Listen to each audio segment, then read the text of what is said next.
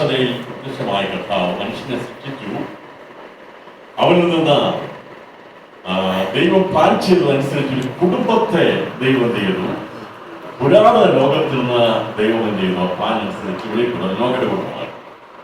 അപ്പൊ നോഹയുടെ കുടുംബം പുരാതന ലോകം നശിച്ചു കഴിഞ്ഞപ്പോൾ ദൈവം എന്ത് ചെയ്തു? ഈ കുടുംബത്തിൽ നിന്ന് ഈ ഇപ്പോഴത്തെ ലോകത്തിന്റെ ആരംഭം വിടുവാനായിട്ട് ദൈവം അവിടെ നോഹയും ഭാര്യയും അവർക്ക് പിന്നെ തലമുറ ഉണ്ടായിട്ടില്ല ശേഷം. എന്നാൽ നോഹയ്ക്കുണ്ടായിരുന്ന 3 മക്കൾ ശേം, ഹാം, യാഫേത്ത് 3 പേരുടെ മക്കളുടെ തലമുറകളാണ് ഇന്നിവിടെ കാണുന്ന ലോകത്തിലുള്ള സകല മനുഷ്യർ. ഇവർ താമസിക്കുന്ന സ്ഥലത്തിന്റെ പ്രത്യേകത അനുസരിച്ച് കവറൊക്കെ മാറിയതേയുള്ളൂ. യൂറോപ്പ് കേന്ദ്രീകരിച്ച് ജീവിച്ചവരുണ്ട്. യാഫേത്തിന്റെ കുടുംബത്തിൽപ്പെട്ടവര് അവരെല്ലാം ഈ ഭാഷ കലങ്ങിയ സമയത്ത് അവർ പോയി താമസിച്ചത് തുറമുഖങ്ങൾ അല്ലെങ്കിൽ കടൽത്തീരങ്ങൾക്ക് ഉൾപ്പെടെയുള്ള ദ്വീപ് സമൂഹത്തിലേക്ക് അവരാണ് യൂറോപ്യൻ ആൾക്കാരെ താമസിച്ചത്. അതാണ് യാഫേത്തിന്റെ. ആഫ്രിക്കൻ കാര്യങ്ങൾ സ്ഥലങ്ങളിലേക്ക് പോകുന്ന ഹാമിനുണ്ട്. ഹാമെന്ന പേരിന്റെ അർത്ഥം ചൂടുള്ളത്, കറുത്തത്. ആഫ്രിക്കൻകാരെ ആ തലമുറയെല്ലാം ഉണ്ടായത് ഇവിടുന്നാണ്, ഹാമിന്റെ തലമുറയിൽപ്പെട്ടവരാണ്. എന്നാൽ ശേമിന്റെ വംശത്തിൽപ്പെട്ടവരാണ് കനാൻ ദേശത്തിന്റെ വാഗ്ദത്തത്തിന് വേണ്ടി ശേം അനുഗ്രഹിക്കപ്പെടുന്ന നോഹയുടെ അനുഗ്രഹം പ്രാപിച്ച ശേമിലൂടെയാണ് അബ്രഹാമിനെ ദൈവം ചെയ്ത് ജനിപ്പിച്ചവനെ ദൈവം കാണുവാൻ വിശ്വാസപിതാവാക്കി പോലെ. അപ്പോൾ അബ്രഹാമിന്റെ ജന്മദേശം മെസൊപ്പൊട്ടേമിയയായിരുന്നു. അപ്പോൾ മെസൊപ്പൊട്ടേമിയയിലാണ് ദൈവം അവരെ കൊണ്ടെത്തിച്ചു. മനുഷ്യന്റെ ജന്മഗ്രഹത്തിൽ നിന്ന് അവന് താൽക്കാലികമായി പാർട്ടി സ്ഥലത്ത് വാസഗ്രഹമായിരിക്കുന്ന മെസൊപ്പൊട്ടേമിയയിൽ നടക്കാം ജനിപ്പാടെ. അവിടുന്ന് അവനെ ദൈവം എന്ത് ചെയ്തു? അവിടുന്ന് വിളിച്ചിറക്കി എവിടേക്ക് കൊണ്ടുവന്നു? പലസ്തീനിലേക്ക് കൊണ്ടുവന്നു. പറഞ്ഞാൽ ഇവിടെ മധ്യഭാഗത്തേക്ക് അവനെ കൊണ്ടുവന്ന് അതവന് അവകാശമായി അവൻ സന്തതിക്ക് ദൈവം ചെയ്തു. ആ കൊടുക്കാൻ കാരണം ഈ അബ്രഹാമിന്റെ സന്തതിയിൽ നിന്ന് ഇസഹാക്കിന് 2 മക്കൾ, അവര് ഏശാവും യാക്കോബുമാണ്. ഇവിടെ നമ്മുടെ വ്യത്യാസം എന്താണെന്ന് ചോദിച്ചാൽ ഈ രണ്ടുപേരും ഒരുമിച്ച് ഒരുവരാൾ ജനിച്ചതാണ്. റെബെക്കയിൽ ഉണ്ടായതാണ് ഏശാവും യാക്കോബും. എന്നാൽ ഈ ജന്മത്തിൽ തന്നെ ഉരുവായപ്പോൾ തന്നെ സ്വഭാവം രൂപപ്പെടാനിടയായി. അതിൽ ഏശാവ് മിടുക്കനായി.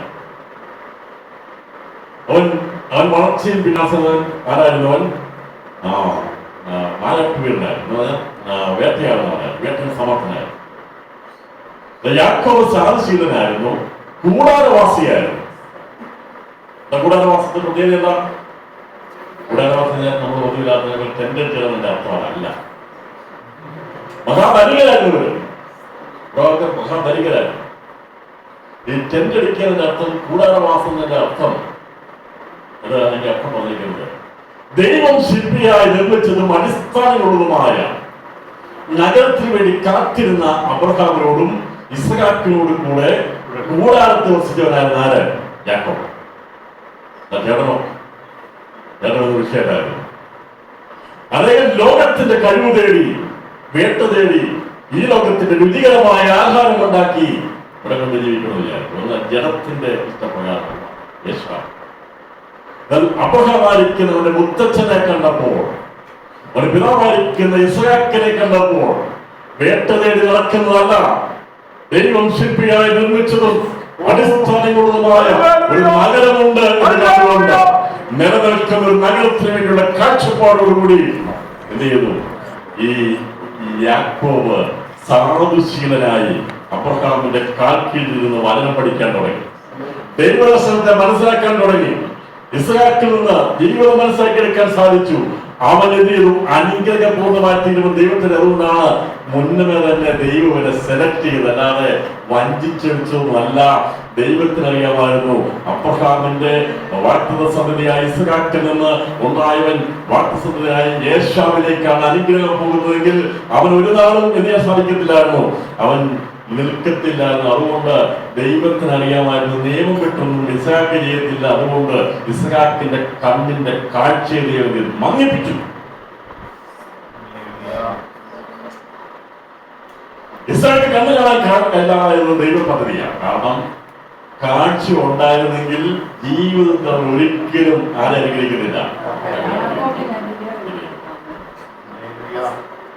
നിങ്ങളുടെ കണ്ണിനെ ദൈവം എന്ത് ചെയ്തു? മങ്ങി. അമ്മയ്ക്ക് ബുദ്ധി പറഞ്ഞു കൊടുക്കും. ഇതുപോലെ ചില റാഗിൽ തന്നെ ചെയ്ത പരിപാടിയുണ്ട്. അല്ല സോറി, റിബേക്ക തന്നെ ചെയ്ത പരിപാടിയുണ്ട്. ഈ അനുഗ്രഹം, വാക്തത്വം, തിരഞ്ഞെടുപ്പ് വളർന്ന് ദൈവം കണ്ടു കഴിഞ്ഞാൽ കണ്ണ് മങ്ങിക്കേണ്ടവരെ മങ്ങിക്കും. ആലോചന കൊടുക്കേണ്ടവർ ആലോചന കൊടുക്കും. ദൈവം ചെയ്യും. നമ്മൾ വിചാരിക്കുന്ന ഒരു പേര് യാക്കോബ് ഉപായം പേരുണ്ടെങ്കിൽ ഇദ്ദേഹം ഭയങ്കര സാധിച്ചില്ല. ക്ലാസ് പഠിപ്പിച്ചിട്ടുണ്ട്. സ്തോത്രം. ഗർഭപാത്രത്തിൽ വന്ന് കാല് പിടിക്കുകയായിരുന്നു. യേശാവിന്റെ കാല് പിടിക്കുകയായിരുന്നു. ഈ വാസ്തവത്തിൽ റിബേക്കയുടെ ഉദരം അതിനകത്ത് ഒരു യുദ്ധം നടക്കുകയാണ്. ഇനി എന്തിനു ജീവിക്കുന്നു എന്ന് ചോദിച്ചുകൊണ്ട് ഇവിടെ ആലോചിക്കാനാ പോയത്. ദൈവത്തിന് ചോദിക്കാൻ പോകും. എല്ലാവരും ചോദിക്കാൻ പോകുന്നത് മറ്റുള്ളവർക്ക്. അങ്ങനെ ചോദിക്കാൻ പോയി അവസാനം ആത്മഹത്യ. എന്തിനു ജീവിക്കുന്നു എന്നൊരു ചോദ്യം വരുമ്പോൾ നീ ചോദിക്കേണ്ടത് മാതാവിനോടല്ല, പിതാവിനോടല്ല, ഭർത്താവിനോടല്ല, ഭാര്യയോടല്ല. നിന്നെ സൃഷ്ടിച്ച് ഒഴിവാക്കിയ സർവശക്തിയോട് ചോദിക്കണം, ഞാൻ എന്തിനു ജീവിക്കുന്നു?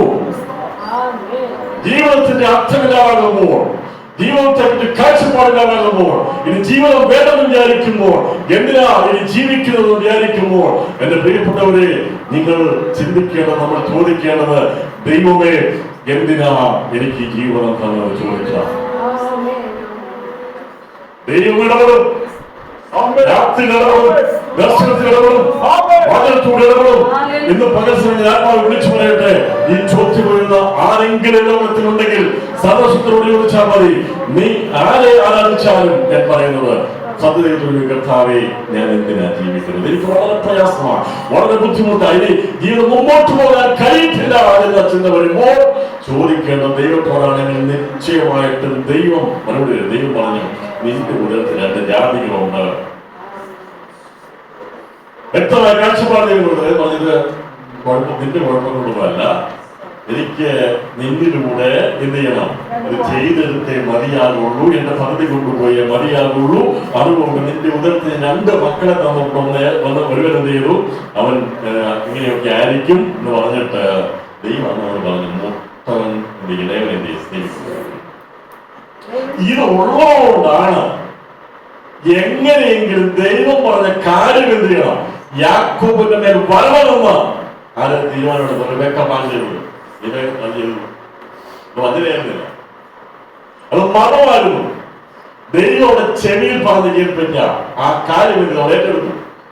അപ്പം ഈ കുടുംബപശ്ചാത്തലം നോക്കിക്കഴിഞ്ഞാൽ യേശാവിന് അനുഗ്രഹം ഒരിക്കലും ഇസ്ഹാക്ക് മാറത്തില്ല. അതുകൊണ്ട് അവളോട് പറഞ്ഞനുസരിച്ച് അവൾ എന്ത് ചെയ്തു? ദൈവം എന്ത് ചെയ്തു? ബുദ്ധി കൊടുത്തതുകൊണ്ടാണ് ആ വീട്ടിലാത്ത കാര്യം സംഭവം നടന്നു. അനുഗ്രഹം വാങ്ങിച്ചു തരൂ, പാലായനം ചെയ്തു. പക്ഷെ പാലായനം ചെയ്തെങ്കിലും നാളെ തോടി പോകേണ്ടി വന്നെങ്കിലും വാഗ്ദത്തത്തിൽ അവനെ കൊണ്ടുവേണ്ട ദൈവ പദ്ധതിയാണ്, അവനെ കൊണ്ടുവേണ്ട ദൈവമാണ്. ജോസഫിനെ ദൈവം എന്ത് ചെയ്തു? ഒഴിവാക്കിയെടുത്തു. അവനെ ദൈവം അബ്രഹാമിന് പറഞ്ഞനുസരിച്ച് പ്രവാസദേശത്തേക്ക് പോകണമെന്ന് പറഞ്ഞ വനനിവൃത്തിക്കായിട്ട് ഇവരെന്ത് ചെയ്തു? ആ സമയത്ത് ഈ ഇഷ്ടപുത്രനായിരിക്കുന്ന ജോസഫിനെ ദൈവം എന്ത് ചെയ്തു? യാക്കോബിന്റെ കയ്യിൽ ദൈവം പറിച്ചെടുത്തു. അപ്പോഴാണ് നിന്റെ സന്തതി അന്യദേശത്ത് 400 സംവത്സരം സേവിക്കും, അതിനുശേഷം ഞാൻ അവരെ മടക്കി വരും, 4ാം തലമുറ ഇവിടേക്ക് മടങ്ങി വരുമെന്ന് പറഞ്ഞു. അതങ്ങനെ ചെയ്യണമെങ്കിൽ ഈ യാക്കോബിനോട് പറഞ്ഞാൽ പോകത്തില്ല. യാക്കോബ് അത് ദൈവം അങ്ങനെ ചെയ്തില്ല. ദൈവം ചെയ്തു ഇവരെ പറിച്ചെടുത്ത് ഈ ദൈവത്തിന്റെ ഇസ്രായേലായിരിക്കുന്ന പ്രിൻസ് ആയിരിക്കുന്ന ഇവൻ പ്രവാസത്തിന് പോകുമ്പോൾ ഇവരെ രാജാവായിട്ട് കൊണ്ടുപോകുന്ന ദൈവം ചെയ്തു. ദൈവങ്ങളെ, നമ്മളെ എവിടെയെങ്കിലും വിടണമെന്നുണ്ടെങ്കിൽ ദൈവം പദ്ധതിക്കാണെങ്കിൽ നമുക്ക് രാജകീയമായ യാത്രക്ക് ദൈവം ഒരിക്കലും അങ്ങോട്ട് ഇറങ്ങിപ്പോയത് ഇങ്ങനെ പോയത് ഈ യോസഫ് പോയത് അടിമവാദനായിട്ടാണ് പോയത്. പക്ഷെ അവനെ ദൈവം ഉയർത്തി അവനെ ഉന്നതമായ സ്ഥാനങ്ങളിൽ എത്തിച്ചു. അതിനുശേഷമായി ദൈവത്തിന്റെ സമയമായപ്പോൾ യാക്കോബിനെയും അവന്റെ സകല കുടുംബത്തെയും അബ്രഹാമിന്റെ പറഞ്ഞതനുസരിച്ച് എവിടെ കൊണ്ടുവന്നു? മിസ്രൈമിലേക്ക് കൊണ്ടുവന്നു. അവിടുന്ന് ദൈവത്തിന്റെ സമയമായപ്പോൾ അവരെ മോശയിലൂടെ വിടുവിച്ച് കനാൻ ദേശത്തേക്ക് പ്രയാണത്തിലേക്ക് നമുക്കറിയാം. അപ്പോൾ ആ സമയത്ത് ദൈവം പ്രമാണമുള്ള ദൈവിക കാര്യങ്ങളെ അറിയുന്ന ആരാധനപരമായും സാമൂഹികപരമായും ഭരണപരമായും ജീവിക്കാനുള്ള സമസ്ത മേഖലകളിലും എങ്ങനെ ഒരു രാജ്യം ഉണ്ടാകണമെന്നുള്ള വ്യക്തമായ കാഴ്ചപ്പാടോടുകൂടി ഒരു രാഷ്ട്രത്തെ ദൈവത്തിന്റെ യാക്കോബിലൂടെ ദൈവം വിളിപ്പിച്ചു. ആ രാഷ്ട്രത്തിന്റെ മാതൃകയാണ് മറ്റുള്ള രാജ്യങ്ങൾ ഫോളോ ചെയ്യാൻ കഴിയാത്തത്. എങ്ങനെയായിരിക്കണം ഒരു രാഷ്ട്രം എന്നുള്ളത്? ഒരു കുടുംബത്തിൽ നിന്ന് ദൈവം ഒരു രാഷ്ട്രത്തെ ഒഴിവാക്കിയെടുത്തു. അതാണ് ഇസ്രായേൽ രാഷ്ട്രം. അതിനെയാണ് അത്തിയോടുള്ള ബന്ധത്തിൽ ദൈവത്തിൽ രേഖപ്പെടുത്തിയിരിക്കുന്നത്. അബ്രഹാമിന്റെ സന്തതിയായിരിക്കുന്ന ഇസ്ഹാക്കിൽ നിന്ന്, ഇസ്ഹാക്കിന്റെ വാക്തസന്തതിയായിരിക്കുന്ന യാക്കോബിൽ നിന്ന് അബ്രഹാമിനെ യാക്കോബ് കണ്ടിട്ടുണ്ട്. യാക്കോബ് മനസ്സിലാക്കിയിട്ടുണ്ട്. അബ്രഹാം പറഞ്ഞിട്ട്, മകനെ, തേടുമ്പനായ ദൈവം എനിക്ക് പ്രത്യക്ഷപ്പെട്ടതാ. വലിയപ്പന്മാരെ, വലിയ അപ്പന്മാരെ, നിങ്ങളൊക്കെ വൃക്ഷാരോഹങ്ങൾക്ക് കഴിഞ്ഞ കാലത്തെ കാര്യങ്ങളൊക്കെ വിളിച്ചിട്ട് പറഞ്ഞു കൊടുക്കണം കേട്ടോ. സ്തോത്രം. അവരോട് മറ്റുള്ള കഥകൾ പറയാനേക്കാളുള്ളതായിട്ട് നമുക്ക് ദൈവം തന്ന കാഴ്ചപ്പാട് നമ്മൾ ഇമ്പാർട്ട് ചെയ്യണം. തലമുറക്ക് പറഞ്ഞു കൊടുക്കണം. സ്തോത്രം. അല്ലാതെ പരിശുദ്ധമായി ഇമ്പാർട്ട് ചെയ്യാനൊന്നും പറ്റത്തില്ല. ദർശനം പറഞ്ഞു കൊടുക്കണം. പരിശുദ്ധമായി കൊടുക്കുന്ന ദൈവത്തിന്റെ പദ്ധതിയാണ്. ഞാനിപ്പോ എന്റെ തലമുറയ്ക്ക് ഒന്ന് പരിശുദ്ധത്തിന് എനിക്ക് കൊടുക്കാൻ പറ്റും. ദൈവം കൈകൊണ്ടൊരു പരിശീലനം ആവശ്യമാണ്. ആഗ്രഹിക്കണം, പ്രാർത്ഥിക്കണം. പക്ഷേ അങ്ങനെയല്ല, ദർശനം പറഞ്ഞു കൊടുക്കും. ഇതല്ല നമ്മുടെ ജീവിതം. ദൈവത്തിൽ കണ്ടതായ മൊസോപ്പൊട്ടിൽ നിന്ന് ദൈവം വിളിച്ചിറങ്ങിയ കാര്യങ്ങളെല്ലാം അബ്രഹാം ചെയ്തു പറഞ്ഞു. അതുകൊണ്ട് അവൻ അനുസരണമുള്ളവനായി ദൈവം കൊടുത്ത കാഴ്ചപ്പാടിനനുസരിച്ച് മുമ്പോട്ട് പോയി ദൈവത്തിന്റെ പേർ മാറ്റി അവനെ ഇസ്രായേലാക്കി. അതാണ് പഴയ നിയമത്തിൽ അത്തിയായി നിൽക്കുന്നത്. അത്തി എന്ന് പറയുമ്പോൾ ഈ വേദപുസ്തകത്തിൽ മൂന്നാമത്തെ മരമായി കാണിക്കുന്ന വൃക്ഷമാണ് അത്തി. ഇതിനകത്ത് ഉപയോഗിച്ചത് അത്തി ആദ്യമായി കാണുന്നത് രണ്ടായി നിൽക്കുന്നത് ഏദൻ തോട്ടത്തിലാണ്. ഏദൻ തോട്ടത്തിൽ നിൽക്കുന്ന അത്തി മനുഷ്യൻ പാപം ചെയ്തു കഴിഞ്ഞപ്പോൾ അവൻ ഒളിക്കാൻ ഒരു സ്ഥലം, അവിടെ നഗ്ന മറയ്ക്കാനുള്ള താൽക്കാലികതയ്ക്ക് വേണ്ടി ഉള്ള ഒരു സ്ഥലമാക്കി അത്തിയെ മാറ്റി. അത്തിയില കൊണ്ട് അവന്റെ വസ്ത്രം കൊണ്ടിരിക്കുന്ന ആദ്യത്തെ വസ്ത്രം ഉണ്ടാക്കിയെടുത്തത് അത്തിയില കൊണ്ടാണ്. അത് ഉടയാളെ ഉണ്ടാക്കിയെടുത്ത് അവന്റെ മറച്ചു.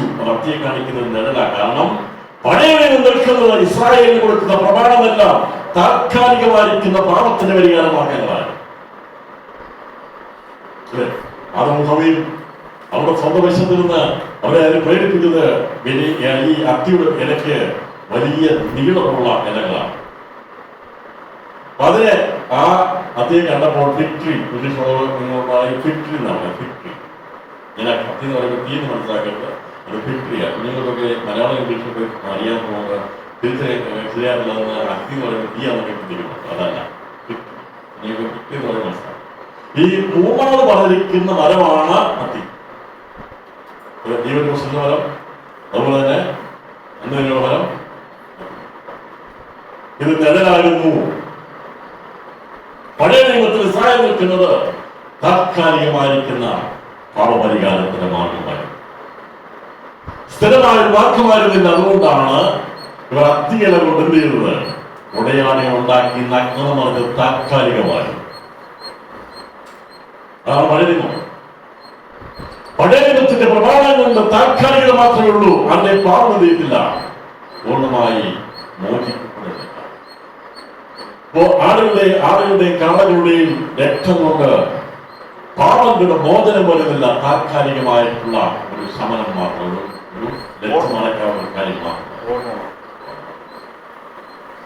ദൈവം അവരെ അത്തിയെ കാണിക്കുന്നത് ഇസ്രായേലിനോട് ബന്ധത്തിൽ വെളിപ്പെടുത്തി അവിടെ ദൈവം കാണിച്ചിട്ട് ആണ് പഴയ നിയമമാണ്. ഞാൻ വാക്യം ഇബ്രാഹിം വായിച്ചിട്ട് തോന്നുന്ന കർത്താവിന്റെ അടുത്ത പ്രശ്നത്തിലേക്ക് താല്പര്യപ്പെടുകയാണ്. ലേഖനം അതിന്റെ 9-ാം അധ്യായം 26 വാക്യം വാക്യം. അങ്ങനെയായ ലോകസ്ഥാപനം മുതൽക്ക് അവൻ പലപ്പോഴും കഷ്ടം അനുഭവിക്കുകയും ചെയ്യും. 9-ാം അധ്യായം 26, 27 വാക്യങ്ങളാണ് വായിക്കുന്നത്.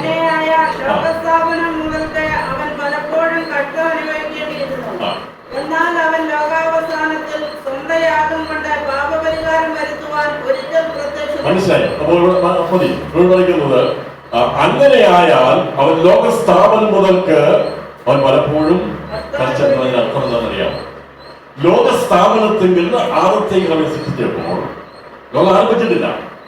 പാപം ചെയ്ത് ലോക ആരംഭം തുടങ്ങുന്നതിന് മുമ്പ് വേണമെങ്കിൽ പാപമംഗലമായിരിക്കുന്ന ഈ ഭൂമിയിൽ പാപാനന്തര ഭൂമി ജീവിക്കുന്നതിന് മുമ്പ് വേണമെങ്കിൽ ദൈവത്തിന് അന്ന് അറിയാമായിരുന്നു യേശുവിനെ പാപപരിഹാരത്തിന് പരിഹാരമായി കഷ്ടം സഹിച്ചിരുന്നെങ്കിൽ അവൻ രക്ഷപ്പെടുന്നത്.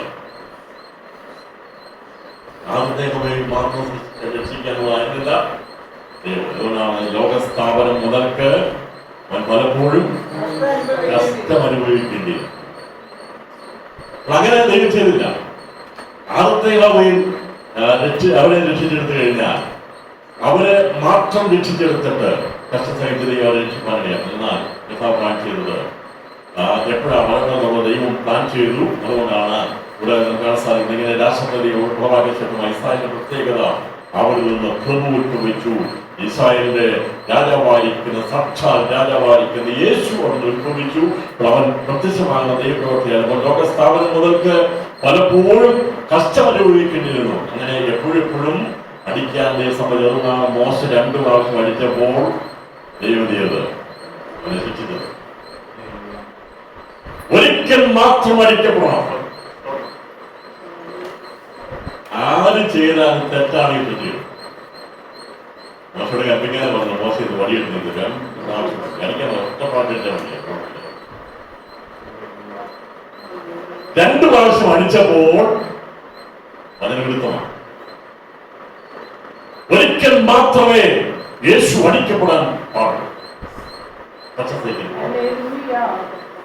പക്ഷേ നിന്റെ അരിശം കൊണ്ട് നീ ചെയ്യരുത്. ദൈവമേ ഒരിക്കലും അരിശത്തിൽ ചെയ്യണം.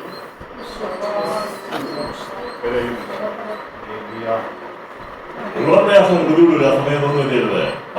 ഈ മോശയ്ക്ക് വിക്ക് കൊടുത്തതുകൊണ്ടാണ് നേരെ ഇങ്ങനെ സംസാരിച്ച് എല്ലാം കത്തിപ്പോയാല്. ദൈവം അവനെ വായാക്കിയിരിക്കുക. ദൈവത്തിന് വായാണ്.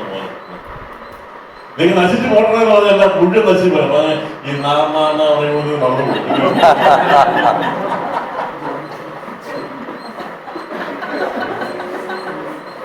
മോശം നശിച്ചു പോകണമെന്ന് പറയുന്നത് പറയാൻ പറ്റത്തില്ല.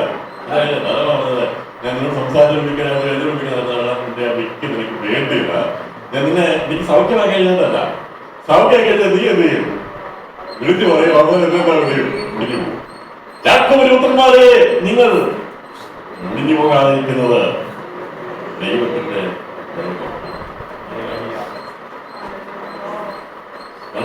വിട്ടുകൊടുക്കും. മോശം ഇവിടെ 25 ലക്ഷത്തിലധികം ആൾക്കാർ മത്സ്യമായിരിക്കുന്ന ജനങ്ങൾ വളരെ പ്രതികൂലമായിരിക്കുന്ന ആൾക്കാരെ കൊണ്ട് പോവുകയാണ്. ആ സമയത്ത് എല്ലാം പ്രശ്നം ഉണ്ടാക്കിയപ്പോൾ ഇതിനെ വിട്ടു കൊടുത്ത് ഞാൻ ദൈവം തരുന്ന വിലക്കുന്നതൊക്കെ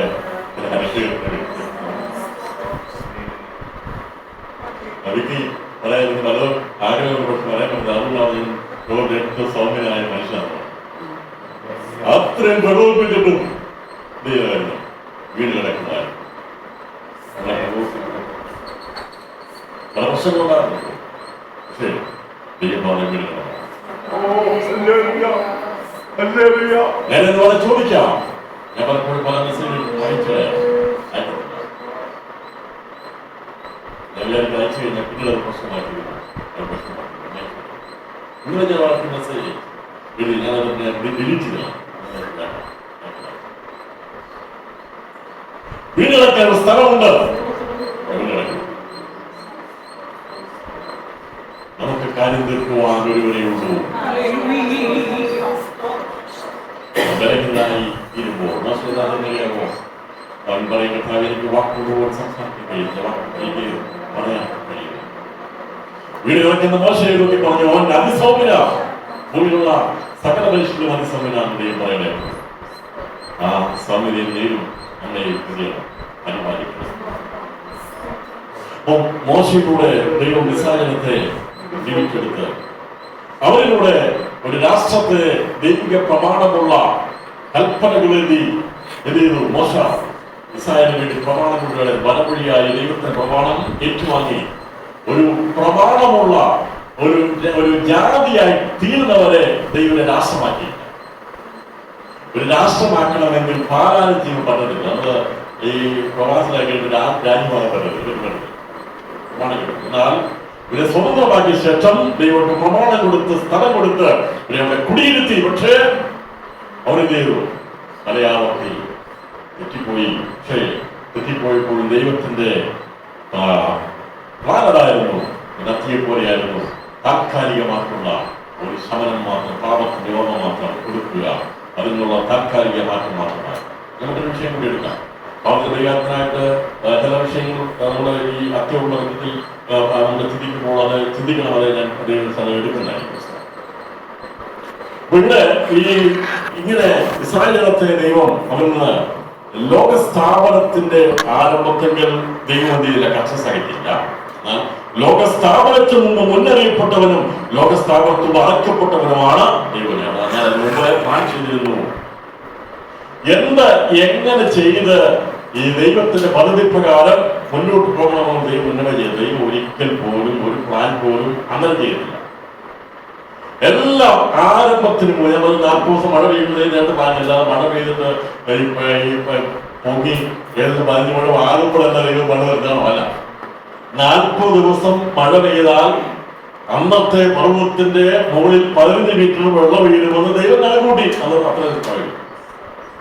അതിപ്പോ മോശമാക്കാതില്ല, അല്ല നോക്കാതില്ല. ദൈവം ഓർത്തെങ്കിലും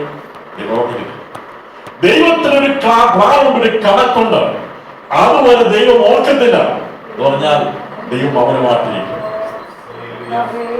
ദൈവത്തിന്റെ ആ സ്റ്റാൻഡേർഡ് എത്ര ദൈവം ഉദ്ദേശിക്കുന്ന പദവിയിലേക്ക് എത്തണം, അല്ലെങ്കിൽ ആ സമയം വരെ ദൈവം അവനെ മാറ്റിയിരിക്കുമെന്നാൽ മറന്നു കളയുന്നതല്ല, അത് എത്തിക്കഴിയുമ്പോൾ ഓർക്കേണ്ടവൻ ഓർക്കും അത് വിടുതലാക്കിയിരുമെന്നാണ് സൈന്യത്തെ എത്രമാത്രം നിലവിളിച്ചാലും 430 ദിവസമാകുന്ന ആ വർഷം തികയുന്നവരെ ദൈവം ഓർത്തില്ല.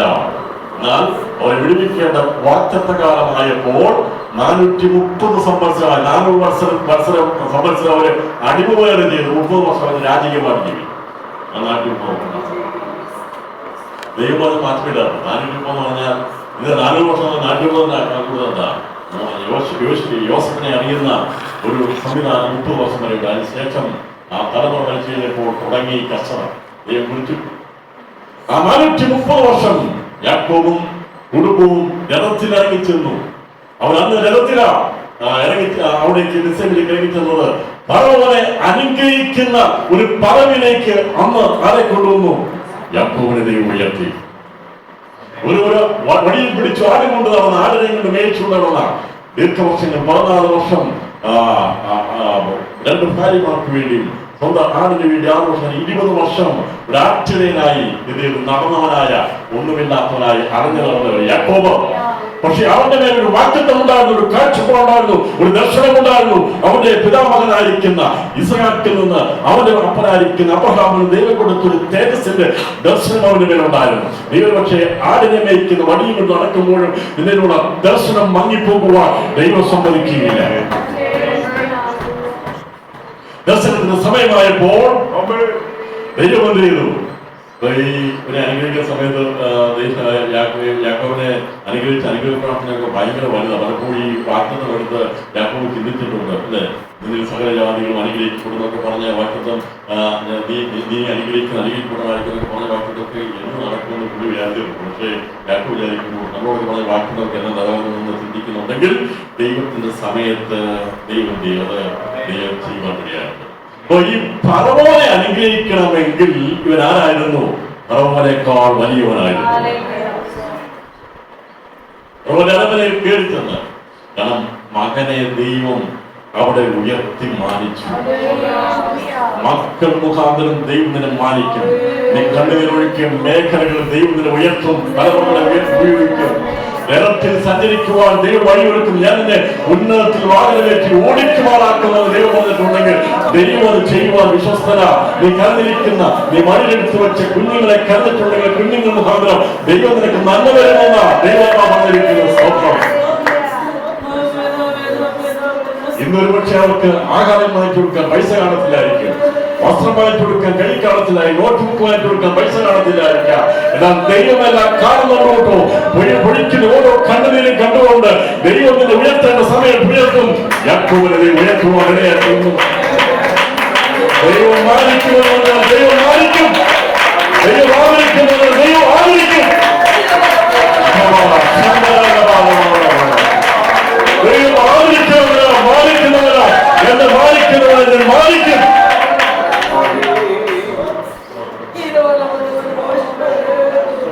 ഏറ്റവും ശ്രേഷ്ഠമേറിയ സ്ഥലത്ത് രഹസ്യസ്ഥ സ്ഥലത്ത് വാറ്റത്വമായി കൊടുത്തുകൊണ്ട് അവിടെ താമസിക്കുവാനും ഫറവോന്റെ കൊട്ടാരത്തിൽ കടന്നയുടെ രഥങ്ങളിൽ ഇറങ്ങിച്ചെന്ന് അവിടെ ഈ ഫറവോനെ അനുഗ്രഹിക്കാനുള്ള അധികാരവും അനുഗ്രഹവും അഭിഷേകവും ഉണ്ടാകാൻ കാരണം ഒരു സാധുശീലനായ കൂടാരവാസിയായും ഉണ്ടായിരുന്നു. ദർശനം മങ്ങിപ്പോകാതെ കണ്ടും പിടിച്ചുകൊണ്ടതായിരുന്നു. ദൈവം ഇസ്രായേലാക്കി മാറ്റി അവരെ ഉന്നതമായ സ്ഥാനത്തെത്തിച്ചപ്പോൾ അവരുടെ മകൻ മുഖാന്തരമായി പ്രശസ്തിയുള്ളതായി തീരുവാൻ ഇടയാറ്റുന്നു. യാക്കോബ് ഫറവോനെ അനുഗ്രഹിക്കുവാൻ ഇടയാറ്റുന്നു. ദൈവത്തിന് ഉയർത്തി മാനിക്കുവാൻ ആദരിക്കുവാൻ കഴിയും. ഞാൻ നിങ്ങൾ ചിന്തിക്കുന്ന കയ്യിരിക്കുന്ന ആടിനെ മേയ്ക്കുന്ന വടി കൊണ്ട് നടക്കുകയല്ല യാക്കോബേ, നിന്നെ ദൈവം കണ്ടിരിക്കുന്നത് സമയത്ത് നിന്റെ മേൽ അധികാരമുള്ളവനാക്കി മാറ്റുവാൻ നിന്റെ കരം ദൈവം ശക്തീകരിക്കുവാൻ വലിയവനാ. ഇന്നത്തെ കച്ചത സാരമില്ല, ഇന്നത്തെ കണ്ണുനീർ സാരമില്ല. ദൈവം സ്ത്രീകൾക്ക് മാറ്റം വരുത്തി ആദരിക്കുവാൻ ദൈവം വലിയവനാ. ഈ വാസ്തവത്തിൽ ഈ മിസ്രൈമിയാനോട്ട് അവിടെ ഇറങ്ങി കഴിഞ്ഞപ്പോഴാണ് സുഖവാസമായിട്ടുള്ള സമയം ഈ യാക്കോബിന് 17 സംവത്സരം 13 വർഷം നീണ്ട കരച്ചിന്റെ സമയമാണ്. എന്നാൽ 17 സംവത്സരം ചില 147 വയസ്സ് വരെ ജീവിച്ചു. 110 വയസ്സാണ് ഇറങ്ങിയിട്ടുള്ളത്. 17 സംവത്സരം അവര് സുഖമായിട്ട് രാജകീയമായിട്ട് ആര് ജീവിച്ചു? എല്ലാവരും കിടന്ന് കരയുമ്പോൾ പിള്ളേരെ അരി വാങ്ങിക്കാൻ പറഞ്ഞു വിട്ടതാ, അല്ലെ? അരി വാങ്ങിക്കാൻ പറഞ്ഞു വിട്ടതാ, വളരെ ബുദ്ധിമുട്ടി പറഞ്ഞു വിട്ടതാ. പക്ഷേ ഒരു വലിയ ധനശേഖരം ഉണ്ടാക്കി വെച്ചിട്ട് അതിനെ അവകാശിയാക്കി വെച്ചിരിക്കുന്ന മകനെ ദൈവം വെച്ചിട്ടുണ്ടായിരുന്നു. രാജകീയമായി പുലർത്തുവാൻ വേണ്ടി ദൈവം നിങ്ങളെ കരുതി വെച്ചിട്ടുണ്ടായിരുന്നു. സ്തോത്രം. ആരാണ് യാക്കോബ് എന്ന് പറയുമ്പോൾ അവർക്കറിയാം, മിസ്രൈമിലെ ധനശേഖരത്തിന്റെ ധനകുമ്പാളത്തിന്റെ അധിപനായിരിക്കുന്ന യോസഫിന്റെ അപ്പനായിരിക്കുന്ന യാക്കോബിന് മരുന്നുണ്ടായിരുന്നു. ഫറവോന്റെ കൊട്ടാരത്തിൽ കയറിച്ചെല്ലാനുള്ള അധികാരമുള്ളതുപോലെ ഈ ദിവസങ്ങളിൽ തലമുറകൾ മുഖാന്തരമായി ചില ഉന്നത സ്ഥാനങ്ങളിൽ കടന്നു ചെല്ലുവാൻ ദൈവം വഴിയൊരുക്കുമെന്ന് ആത്മാവിന്റെ ദൂത് പറയുകയാണ്. ദൈവമായി വഴികൾ തോന്നാൻ ഒരു ശക്തിക്കും അടക്കാൻ കഴിയത്തില്ല.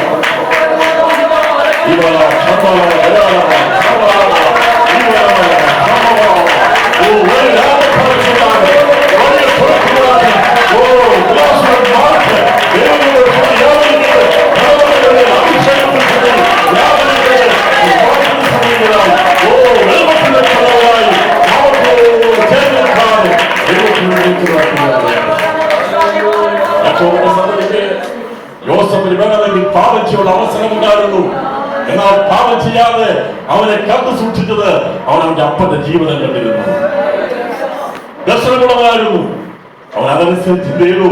പാപത്തിന്റെ എല്ലാ മേഖല ഒരുക്കപ്പെട്ടപ്പോഴും പാപം ചെയ്യാതെ അവൻ കണ്ടെത്താൻ സൂക്ഷിപ്പാൻ ദൈവം അവനോട് കൂടിയിരുന്നത് പോലെ തലമുറകളുടെ മേൽ ദൈവം കൂടിയിരുന്ന ഈ പാപം നിറഞ്ഞ ലോകത്തിൽ ദൈവം നമ്മുടെ തലമുറകളെ ദൈവം സൂക്ഷിക്കും. ദൈവം കരുതുന്നതുമാണ് നമ്മുടെ പ്രത്യാശയുടെ വാർത്തയാണ്. ഇസ്രായേൽ എന്ന രാഷ്ട്രം ഒരു വാക്കിയുള്ള പക്ഷേ പുറത്തു വിടുമ്പോൾ അതേ രഥങ്ങൾ തന്നെ പുറകെ വന്നു പിടിക്കാനായിരുന്നു, അല്ലേ?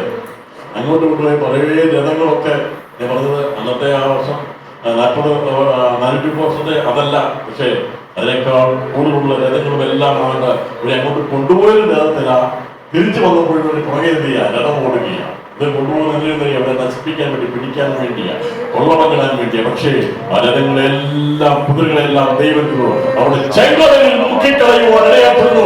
ദൈവം പറഞ്ഞിട്ടാൽ നിന്റെ പിന്നാലെ ആരെല്ലാം ശക്തികളുണ്ട് പിൻപറ്റിയാലും ദൈവത്തിന്റെ വചനത്തിന് മുമ്പിൽ, ദൈവത്തിന്റെ പ്രവൃത്തിയുടെ മുമ്പിൽ മുങ്ങിപ്പോകും.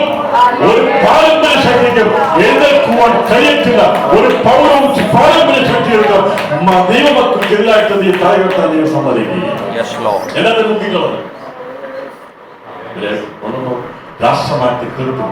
അപ്പോൾ ഈ രാഷ്ട്രത്തെ ഒഴിവാക്കിയപ്പോൾ അവിടെ നിന്ന് രക്ഷകനായിരിക്കുന്ന കർത്താവിനെ ദൈവം കണ്ട് പലപ്പോഴായി ദൈവം കഷ്ടം സഹിപ്പാൻ തന്റെ പുത്രനെ അനുവദിക്കുക.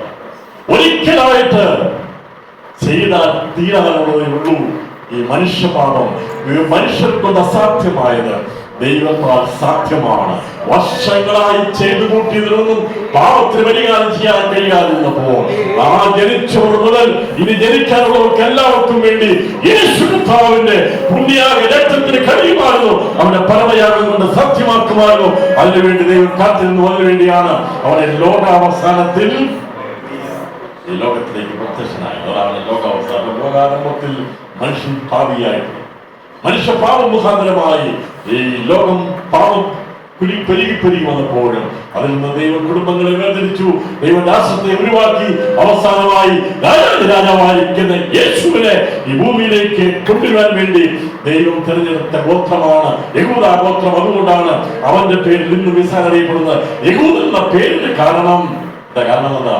യഹൂദയിൽ നിന്ന് യേശു ഉദയം ചെയ്തു.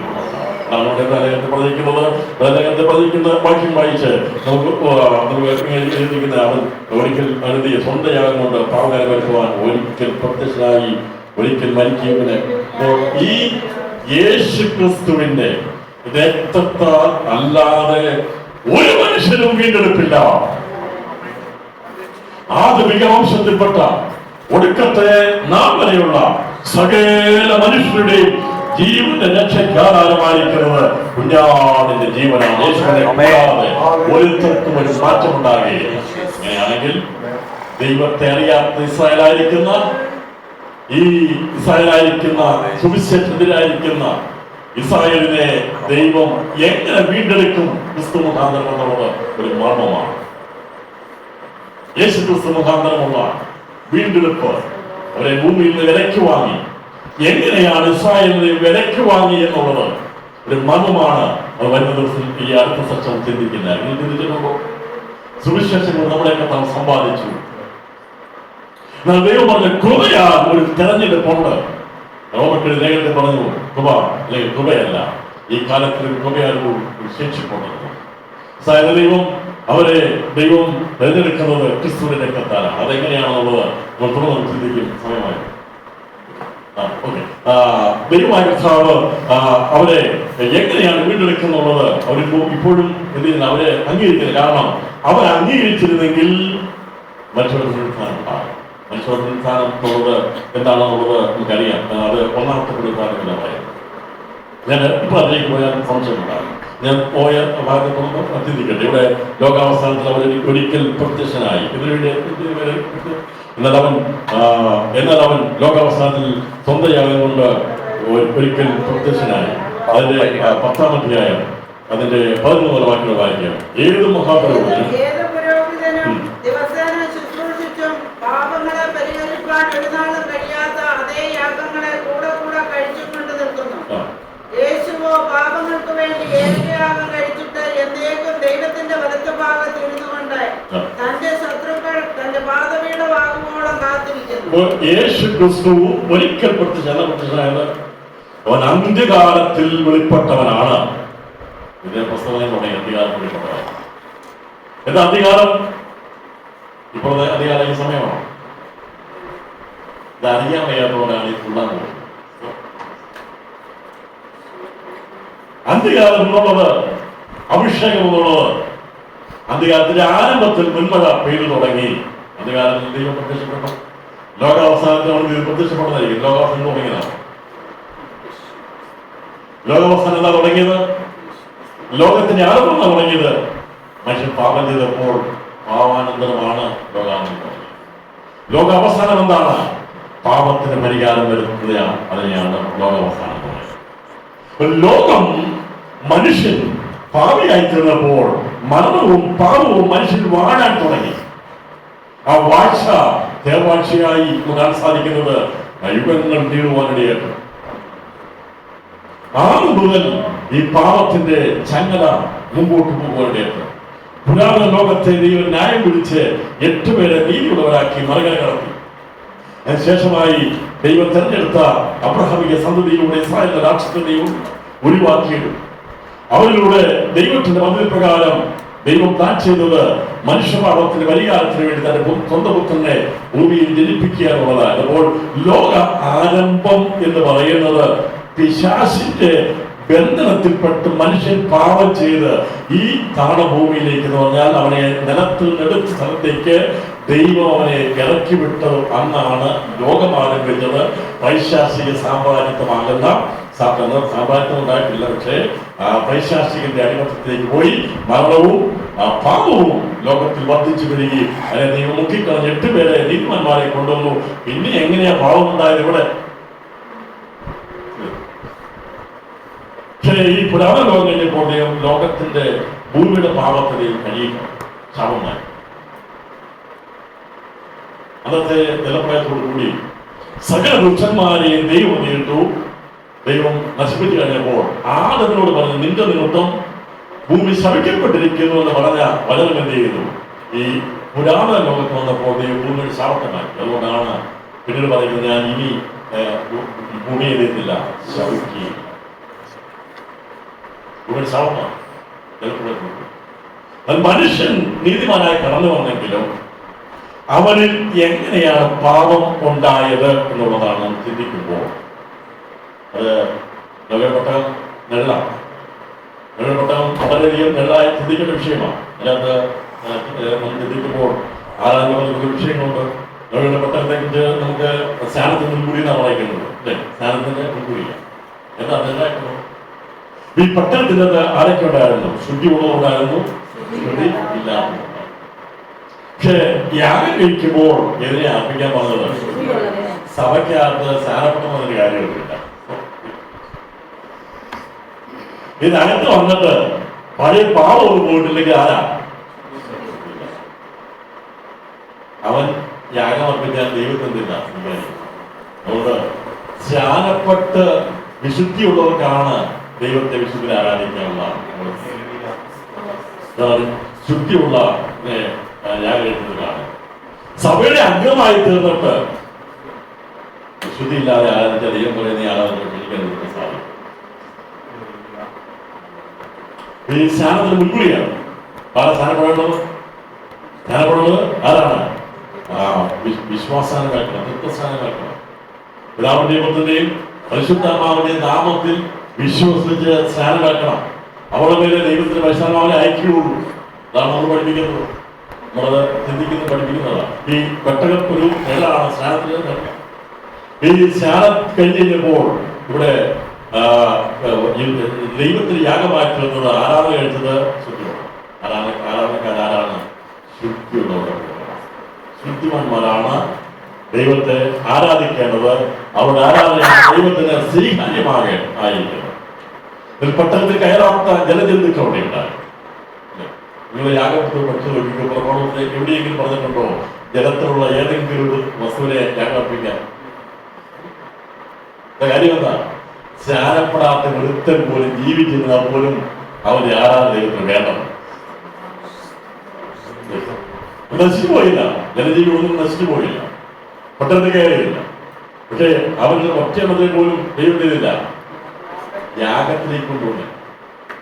ഇവിടെ ജീവിച്ചിരിക്കുന്നതുകൊണ്ട്, ദൈവം ദയ കാണിച്ച് ജീവിച്ചിരിക്കുന്നതുകൊണ്ട് ആരാധിക്കുന്ന എനിക്കത് ക്രെഡിറ്റാണെന്ന് വിചാരിക്കരുത്. രക്ഷിക്കപ്പെട്ട് സ്നാനപ്പെട്ട് ദൈവം വന്നെങ്കിൽ മാത്രമേ സത്യദൈവത്തെ സത്യവാത്മാവ് ആരാധിക്കുവാൻ കഴിയൂ. അല്ലാത്തവർക്ക് വ്യവസ്ഥ അതെനിക്ക് പ്രമാണമാണ്. ഇത് ലോകയുടെ പെട്ടെന്ന് ഒരു സ്നാനത്തിനൊരു അല്ലാതെ നിങ്ങൾ ആരും പ്രായമായതുകൊണ്ട് അപ്പനും പോയി സ്നാനപ്പെടുകയും ചെയ്യും. നീ സ്നാനപ്പെട്ടുണ്ടെങ്കിൽ തിരിച്ചറിയണം എന്തിനാ സ്നാനപ്പെട്ടെന്നുള്ളത്, എന്തിനാണെന്ന് അറിയാം. വിശുദ്ധിനെ ആരാധിക്കാനാണ്. എവിടെ പോയി പഠിച്ചു, ഏത് സ്ഥലത്തും പറ്റിയോ. പക്ഷേ ജോസഫ് ജീവിച്ചതുപോലെ ജീവിക്കണം. ബാംഗ്ലൂരോ കർണാടകയിലോ എവിടെ പോയി താമസിച്ചു, പാവങ്ങളോട് പോയി പഠിച്ചു. പക്ഷേ അവിടെ പ്രമാണം തെറ്റിപ്പോകരുതോ. എന്റെ മോനെ എപ്പോഴും വിളിക്കുമ്പോൾ ഞാൻ ചോദിക്കും, മോനെ പ്രാർത്ഥിച്ചോ, ബൈബിൾ വായിച്ചോ. അതിനേക്കാൾ അപ്പുറമായിട്ടൊന്നുമില്ല. പ്രാർത്ഥിക്കണം, ആരാധിക്കണം, കൂട്ടായ്മ പറഞ്ഞു കളയും. ദൈവകൃപയെ നിൽക്കുന്ന അതിനേക്കാൾ അപ്പുറമായിട്ടുള്ള ഒരു ഇതില്ല. അപ്പം സ്നാനപ്പെട്ടത് കൊണ്ട് നമ്മൾ സഭയുടെ അംഗമായി സഭയുടെ പേര് എഴുതിയാലും ദൈവത്തിന്റെ പ്രസാദം തോന്നിയെങ്കിൽ മാത്രമേ ആരാധന വിശുദ്ധിയുടെ അതാണ് ദൈവം ഒരു വിശുദ്ധിയിൽ ദൈവത്തെ ആരാധിക്കുക പറയും. അപ്പോൾ ലോകപ്പെട്ടകം തെളിവാണ്. അത് അതിനകത്ത് വെള്ളത്തിൽ കൂടി വന്ന് വെളിയിൽ വന്നെങ്കിലും വെട്ടത്തിൽ കൂടി വന്നെങ്കിലും പക്ഷെ അതിന് ഇതേ പറ്റിയില്ല ആരാധനപ്പെട്ട അശുദ്ധിയുള്ളതായിരുന്നു. മാറ്റി നിർത്തി ശുദ്ധിയുള്ളതിനെ ദൈവം ചെയ്തു യാഗമാക്കി ജലത്തിലുള്ള ഒന്നിനും പദ്ധതി കരാത്ത ഒന്നിനെ തന്നെ മോശയുടെ പ്രമാണത്തിൽ ഒരിടത്തും തന്നെ പറഞ്ഞിട്ടുള്ള യാഗമാക്കിയിട്ടാണ്. അതാണ് അവിശ്വാസങ്ങളോട് നമ്മുടെ ആരാധന പരിജ്ഞാനത്തിന്റെ ആരാധന, അത് മാറ്റമില്ലാത്ത ആരാധന. കാലങ്ങൾ മാറുന്നത് കൊണ്ട് ആരാധനയ്ക്ക് മാറ്റമില്ല. കീബോർഡോ തമ്പ് എന്തുകൊണ്ട് ഉപയോഗിച്ചു, പക്ഷേ വിശുദ്ധിയുടെ പ്രമാണത്തിന് മാറ്റമില്ല. DJ പാർട്ടി അല്ല നമ്മുടെ ആരാധന. യുവാക്കളെ പരിപാടി, യുവതിയുടെ പരിപാടി എന്ന് പറഞ്ഞുകൊണ്ട് DJ പാർട്ടി ഡിസ്കോ പരിപാടി നടത്തുന്നതല്ല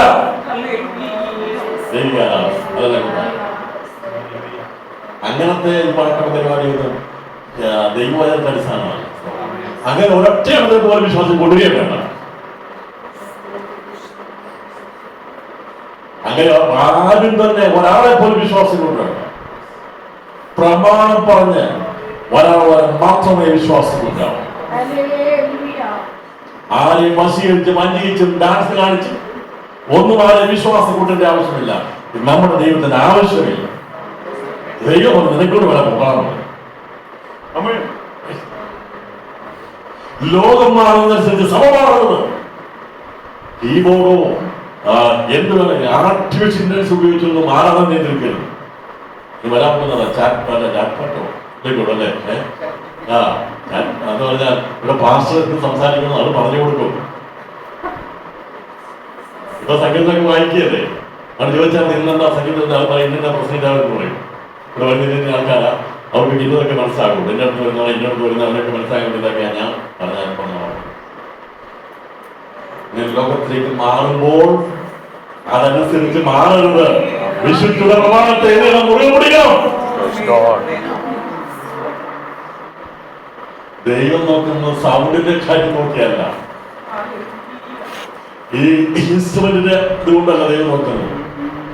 ഞാൻ ഒരു മീറ്റിംഗ് യുവാക്കളുടെ പ്രോഗ്രാമാണ്. ഞാൻ കുറച്ച് യുവാക്കളെ കൂടി ഞാൻ ദൈവം നല്ലതാണ്. കുറച്ച് ലൈറ്റ് നോക്കി ലൈറ്റ് നോക്കി ചെറിയൊരു ലൈറ്റ് വന്നിട്ടുണ്ടോ ഭയങ്കര ഊർജ്ജ കാലത്തിനോട് ഞാൻ ഞാൻ കൂടി പറഞ്ഞു, ഇതല്ല ദൈവം ആഗ്രഹിക്കുന്നത്. ഒരാൾക്കാരെ കൊണ്ടാവായിരിക്കും, അതല്ല. നമ്മുടെ യുവാക്കളുടെ പ്രോഗ്രാമുകൾ കാര്യങ്ങളൊക്കെ ദേവസ്വന്മാരെ നിങ്ങൾ എടുക്കുന്ന സ്ഥലങ്ങളൊക്കെ വചനത്തിന്റെ അടിസ്ഥാനത്തിലാണ്. ലോകത്തിന്റെ അനുസരിച്ചുള്ള നൃത്തമേളങ്ങളിലേക്കും ഡാൻസിലേക്കല്ല കൊണ്ടുപോകേണ്ടത്. തിരുവാതിര വരെ കളിക്കാൻ തുടങ്ങിയില്ലേ എന്ന് പറഞ്ഞാൽ ആ രീതിയിലേക്ക് മാറിയില്ലേ ആത്മീയ ലോകം? പാടില്ല. അതിനൊത്തിരി വ്യവസ്ഥയുണ്ട്. ആരാധിക്കുന്നവന് അവൻ സുബോധമുണ്ട്. എവിടെയാ നിൽക്കുന്ന അറിയാം. സുബോധമില്ലാത്ത ആത്മാവല്ല ദൈവം അഭിഷേകിച്ചിരിക്കുന്നത്. സ്ത്രീ അവിടെ നിൽക്കുമ്പോൾ ആരാണെന്ന് അവർക്കറിയാം. തലയിൽ നിന്ന് മൂടുപടം പോയി വീണാൽ അറിയാം എന്താണ് സുബോധത്തിന്റെ ആത്മാവെന്ന് വ്യാപരിക്കുന്നത്. അത് പരിശുദ്ധാത്മാവായ സുബോധത്തിന്റെ ആത്മാവ്. അത് കൂടിക്കഴിഞ്ഞുള്ള കൂടിയാട്ടമല്ല ആരാധന, വിശുദ്ധിയുടെ ആരാധനയാണ്.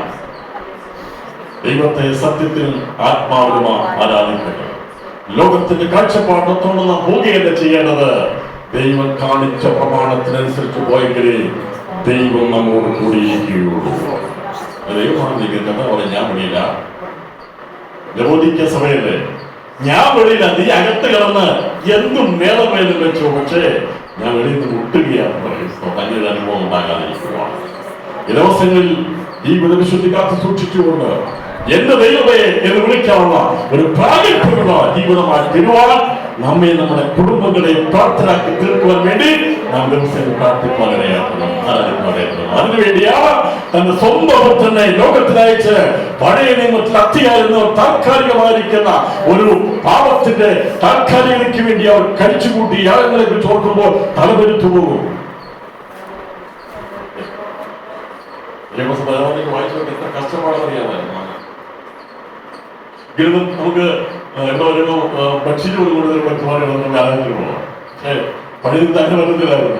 പറ്റുമോ? പറ്റത്തില്ല. ഇവിടെ വന്നപ്പോൾ വയസ്സ് എല്ലാം കഴിയുകയും പള്ളിയിലേക്കാവുന്ന സൗകര്യം എന്ന് പറഞ്ഞാൽ ഒന്നും കൊണ്ടുവരണ്ട. നമ്മുടെ എല്ലാം കൊടുത്താലുമില്ല, ആരെങ്കിലും ബസ് കൊടുക്കുന്നില്ല, കൊണ്ടുവന്നില്ല. പഴയ അങ്ങനെയല്ല. ആരാധനയ്ക്ക് പോകണമെങ്കിൽ നമ്മളോട് വരികയാണെങ്കിൽ നമ്മുടെ പഴയ ആരാധനയ്ക്കാണെങ്കിൽ കാളയും വാടകയും എല്ലാം കേൾവിക്കൊള്ളണം. ട്രെയിൻ റിസർവേഷൻ എടുക്കാൻ പറ്റുമോ? പറ്റത്തില്ല.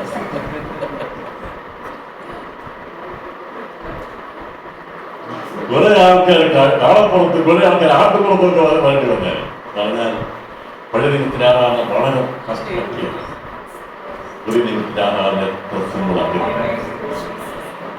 അത് കാണാൻ സർവരക്ഷയുടെ കാണുന്നതായിരിക്കുന്ന യേശു ലോകത്തിൽ പ്രത്യക്ഷനായി എന്ന 2000 വർഷം മുമ്പ് പാപങ്ങൾക്ക് വേണ്ടി പരിഹാരം വരുത്തുവാൻ യേശു പ്രത്യക്ഷനായത് 2000 വർഷം മുമ്പ് ചരിത്രത്തെ ഭേദിച്ചുകൊണ്ട് ലോകത്തിന്റെ മാനവംശത്തിന്റെ നാഴികക്കല്ലിടുവാൻ വേണ്ടി, അവനെ മാറ്റാൻ വേണ്ടി, അവന്റെ സ്വഭാവത്തെ മാറ്റിയെടുക്കാൻ വേണ്ടി, യേശുവിന്റെ ഒരു ദിവ്യ സ്വഭാവം നൽകാൻ വേണ്ടി തന്റെ പുത്രനെ ലോകത്തിലേക്ക് മനുഷ്യവേഷത്തിൽ അയച്ചു. അതാണ് ദൈവത്തിന്റെ യേശു ക്രിസ്തുവിന്റെ ഒന്നാമത്തെ പ്രത്യക്ഷത. ദൂതനെയല്ല അയച്ചത്. മോശയുടെ മുൾപ്പുറത്തിൽ വന്നത് ദൂതനായിരുന്നു. വന്നിട്ടല്ലേ ദൂതൻ അവർ കൂലിപ്പെട്ടു. അബ്രഹാമിന്റെ വീട്ടിൽ ചെന്നവര് ദൂതന്മാരായിരുന്നു. ദാനിയേലിന്റെ സിംഹക്കുഴി ഇറങ്ങിച്ചെന്നത് ദൂതനായിരുന്നു. തീ നടുവിൽ ഇറങ്ങിച്ചെന്നത് ദൂതനായിരുന്നു. ദൂതന്മാർക്കോ മറ്റാർക്കുമോ ചെയ്യാൻ കഴിയാത്ത മനുഷ്യപാപത്തിന്റെ പരിഹാരത്തിന് വേണ്ടി, അവരുടെ ജീവന്റെ വീണ്ടെടുപ്പിന് വേണ്ടി ആടുകളുടെയും കാളകളുടെയും രക്തം കൊണ്ട് കഴിയാതെ വന്നപ്പോൾ അതൊക്കെ താൽക്കാലികമായി ആദവും ഹവ്വയും ഭരിച്ച് അവർ അതുകൊണ്ട് ഒരു ഉടയാട ഉണ്ടാക്കി പാപത്തെ തൽക്കാലം വളച്ചെങ്കിൽ അത് ഉണങ്ങിപ്പോകുമ്പോൾ, പൊട്ടിപ്പോകുമ്പോൾ നഗ്നത വെളിപ്പെടുന്നതാകുന്നു. അതുപോലെ പഴയ നിയമം താൽക്കാലികമായിരുന്നു. എന്നാൽ സ്ഥിരമായ ഒരു പാപപരിഹാരം വരുത്തുവാൻ വേണ്ടി നസറായിരിക്കുന്ന യേശു 2000 വർഷം മുമ്പ് ഈ ലോകത്തിൽ പ്രത്യക്ഷപ്പെട്ടു. എന്നെ പോലെ നിങ്ങളെ പോലെ ഒരുവനായി ഈ ലോകത്ത് ജീവിപ്പാൻ ഇടയായിത്തീർന്നു. അവരെ കുറിച്ചുള്ളതാണ് സുവിശേഷം. അവരുടെ ഒന്നാമത്തെ പ്രത്യക്ഷതയാണ്. പ്രത്യക്ഷനായത് ലോകാവസാനത്തിൽ പ്രത്യക്ഷനായി. എന്തിനു വേണ്ടി പ്രത്യക്ഷനായി? പാപങ്ങൾക്ക് പരിഹാരം വരുത്തുവാൻ വേണ്ടി. ഇന്നും അനേക കോടിക്കണക്കിന് ആൾക്കാർ പാപത്തിന്റെ പരിഹാരത്തിന് വേണ്ടി പലതും ചെയ്യുന്നുണ്ട്. പക്ഷേ അവർ പിന്നെയും അടുത്ത വർഷം പോകുമ്പോഴും നമ്മളാരും പാപത്തിന്റെ പരിഹാരം ചെയ്യാൻ വേണ്ടി ഒരു ക്രിയ ചെയ്യുന്നില്ല. പാപത്തിന്റെ ഓർമ്മ ചെയ്യാൻ വേണ്ടിയല്ല, പരിഹാരത്തിന് വേണ്ടിയല്ല, പാപത്തിൽ നമ്മെ വിടുവിച്ച നമ്മുടെ അരുമനായകനെ ആരാധിക്കാൻ വേണ്ടിയാ നാം എല്ലാ ദിവസവും കൂടി വരുന്നത്. പുരുഷെടുത്തുകൊണ്ട് വരുന്നില്ല, ജനങ്ങളിരിക്കുന്നില്ല. ഞങ്ങളിവിടെ വന്ന നമ്മളെല്ലാം നമ്മുടെ ആരാധനയ്ക്ക് വേണ്ടി ഇതുകൊണ്ട് കൊണ്ടുപോകുന്നുണ്ടോ? ബൈബിൾ മാത്രമേ കൊണ്ടുപോകുന്നു. നമ്മളെ ജീവനുള്ള ആരാധനക്കാരാക്കി മാറ്റിയത് കുഞ്ഞാടിന്റെ വിശുദ്ധ രക്തങ്ങളുണ്ടാകും. സ്തോത്രം. നിങ്ങളുടെ പാരമ്പര്യങ്ങളൊക്കെ നമ്മളെ ദൈവം അറുത്ത് മാറ്റിയതിനായി ദൈവത്തിന് സ്തോത്രം ചെയ്യാം. ഈ വിശ്വാസത്തിന്റെ കുഞ്ഞുങ്ങളെ ഇത് എത്ര ഭാഗ്യമുള്ളവരാണെന്ന് അറിയാമോ? ഈ ലോകത്തിൽ എത്രയോ കാര്യങ്ങൾ ചെയ്യാൻ വേണ്ടി പലരും അവരുടെ രക്ഷയ്ക്ക് വേണ്ടി ഓടി നടക്കുമ്പോൾ നിങ്ങളെ വിളിക്കുന്നത് പ്രാർത്ഥനയ്ക്ക് വേണ്ടി, ആരാധനയ്ക്ക് വേണ്ടി അല്ലെ വിളിക്കുന്നത്, മറ്റൊന്നിനു വേണ്ടി വിളിക്കുന്നത് മല കയറി പോകാമെന്നോ അവിടെ പോകാമെന്ന് പറഞ്ഞു കൊണ്ടുപോകുന്നത്, തീർത്ഥാടനത്തിന് കൊണ്ടുപോകുന്നില്ലല്ലോ. നമ്മുടെ മാതാപിതാക്കൾ നമ്മളെ നിങ്ങളെ വിളിക്കുന്നത് എന്തിനു വേണ്ടിയാണ് വിളിക്കുന്നത്?